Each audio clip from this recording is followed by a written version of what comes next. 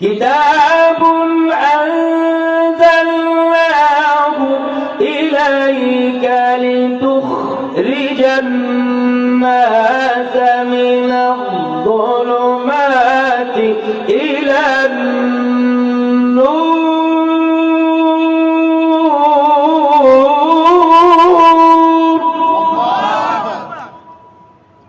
এই কিতাব এমন একটি কিতাব, যে কিতাব আল্লাহ করবেন ওই আমার আল্লাহ রাব্বুল আলামিন তাদেরকে আলোর দিকে ফিরিয়ে দিবেন।